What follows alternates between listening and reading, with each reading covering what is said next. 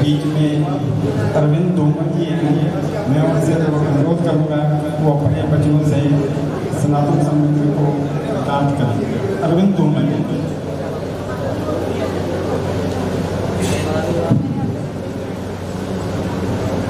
परम पूजनीय संत समाज, परम श्रद्धेय पंडित चंद्रशेखर जी, बड़े भाई रवि जी, यहाँ पर उपस्थित सभी भक्तजन और हमारे साथ अजेंडा से आए हुए लोगों भारतीय अध्यक्ष उत्तम गोयल जी। भारतीय सनातन परंपरा एक प्रवाहमान सरिता की भांति है, एक बहती हुई नदी के समान है, ना कि किसी बंद सरोवर की भांति। ये निरंतर स्वयं को स्वच्छ करती रहती है, क्योंकि बंद सरोवर का पानी तो सड़ जाता है। अन्य मत मतांतर और पंथ संप्रदायों की कल्पना भी हम उनके धर्म ग्रंथों के बिना नहीं कर सकते, लेकिन वैदिक सनातन धर्म के संबंध में ऐसा नहीं है। यह सनातन है, तब से है जब से ये सृष्टि है, तब से है जब कोई धर्म ग्रंथ नहीं थे। इस्लाम में तो धर्म ग्रंथ भी है, पैगंबर भी है और अपने मत के प्रति अटूट आस्था भी है। फिर क्या कारण है कि बड़ी संख्या में लोग इससे भाग रहे हैं? क्या ईसाइयत और अन्य मत पंथ संप्रदायों से लोग मतांतरित नहीं हो रहे हैं? उनके पास तो ये तीनों बातें हैं। इसलिए ये मानना उचित नहीं होगा कि भारतीय सनातन संस्कृति क्षीण हो रही है। अभी तो ये मानना उचित होगा कि इसका पुनरुत्थान हो रहा है, और यह पुनरुत्थान अब अधिक तीव्र गति से हो रहा है। किंतु हाँ, अब कुछ परिवर्तन भी होंगे, कुछ शोधन भी होंगे। धर्म, संस्कृति, परंपराओं और मान्यताओं के नाम पर जो कुरीतियां, जो विकृतियां और जो भ्रांतियां आ गई हैं, वे अब दूर हो जाएंगी। वैदिक सनातन धर्म अपने को शुद्ध रूप में प्रकट करेगा, अशुद्धियों को निकाल फेंकेगा। ये वैदिक सनातन परंपरा की आंतरिक शक्ति है, जो समय समय पर अपने को स्वच्छ करती रहती है।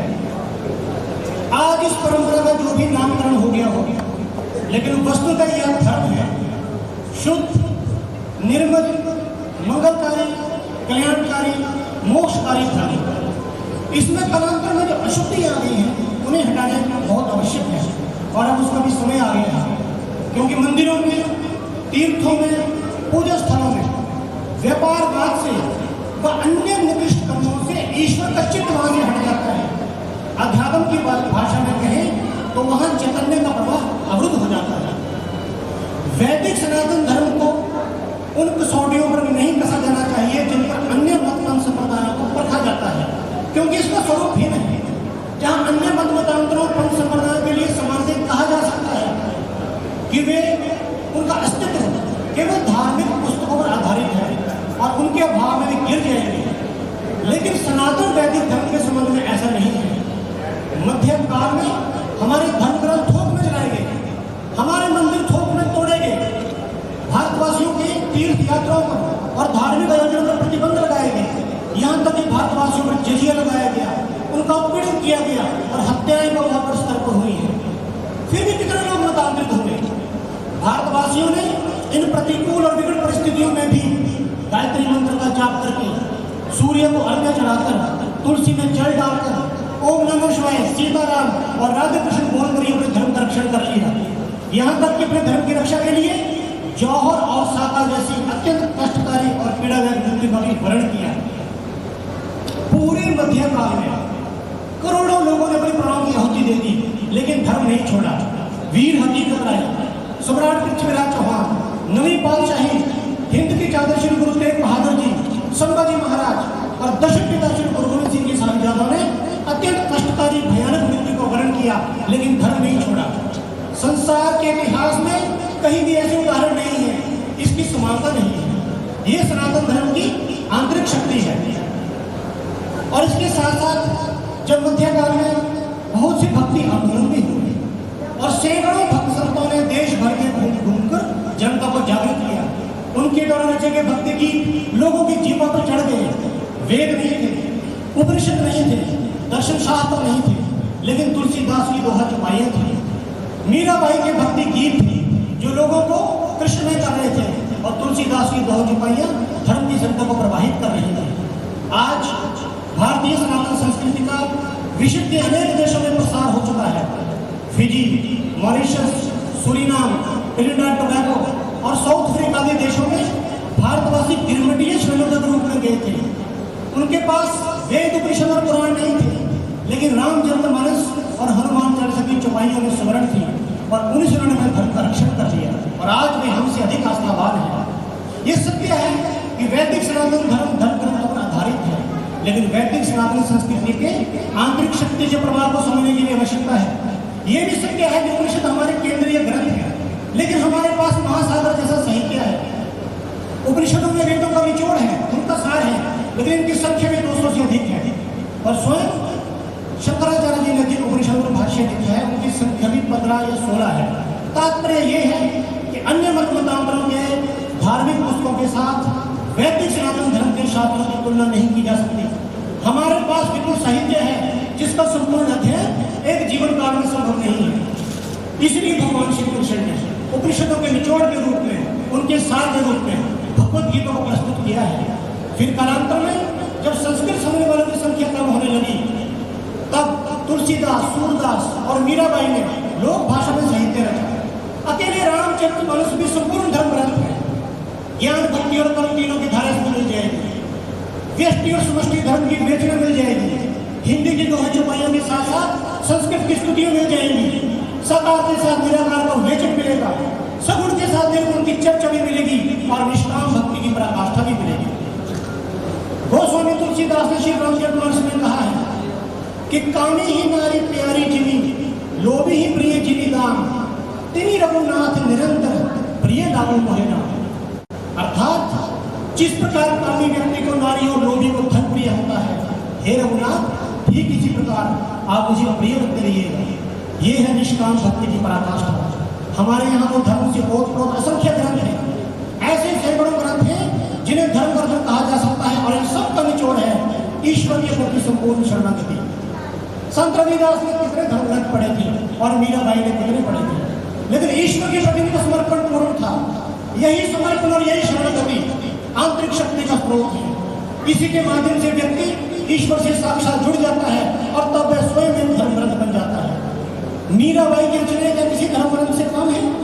बचपन से उन्होंने श्री कृष्ण की लौ लग गई थी, वही उनकी आंतरिक शक्ति और धार्मिकता का आधार थी। सूरदास के भ्रमर गीत में भक्ति के रस में डूबती हुई गोपियों का रंग ज्ञान के अहंकार के शिखर पर बैठे हुए उद्धव के साथ चढ़कर बोलता है।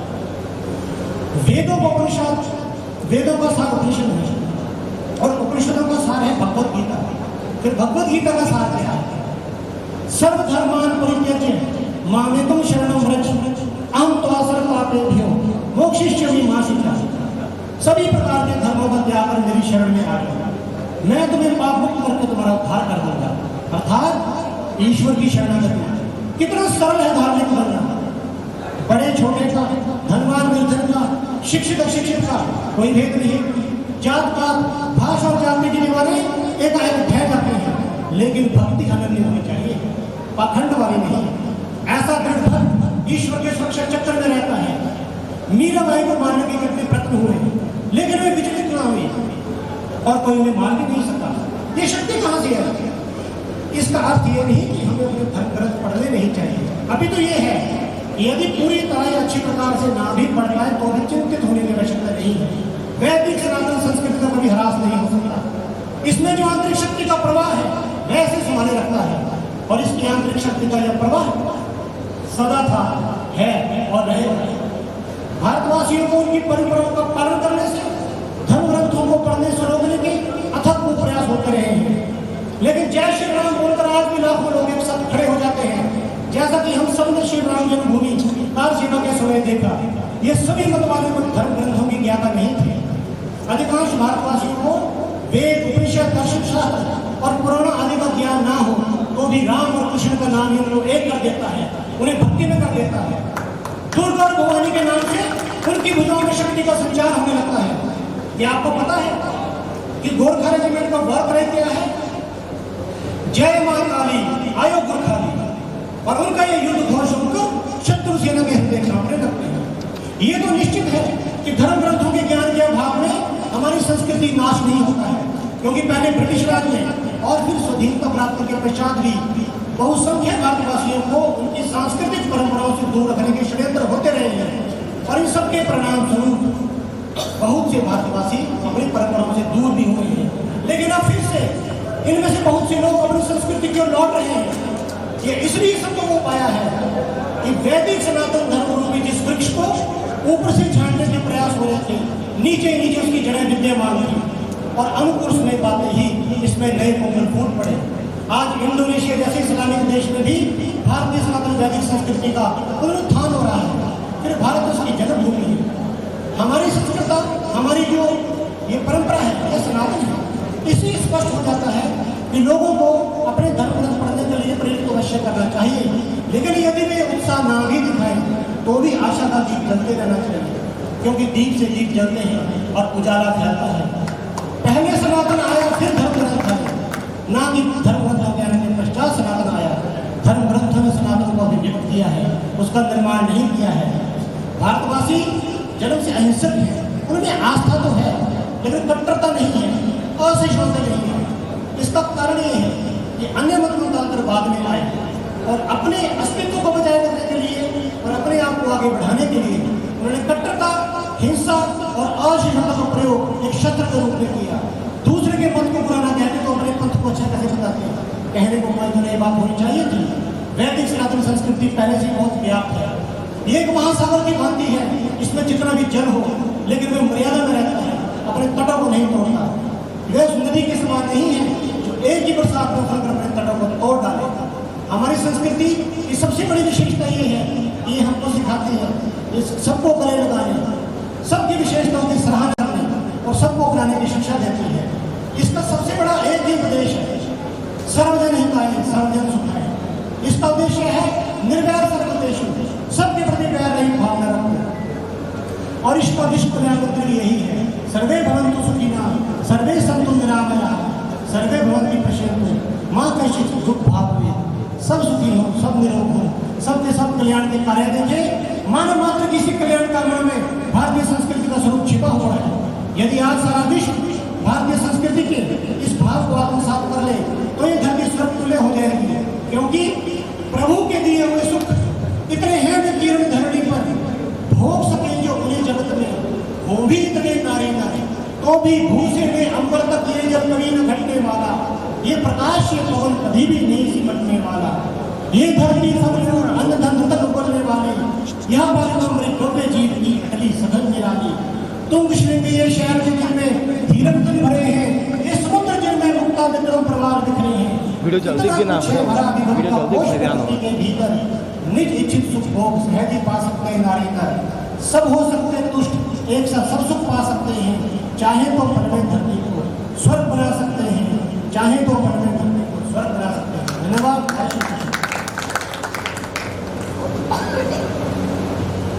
धन्यवाद जी अनंत भूमन जी, आपने बहुत सरल भाषा में जो ज्ञान दिया है वो बहुत मूल्यवान है।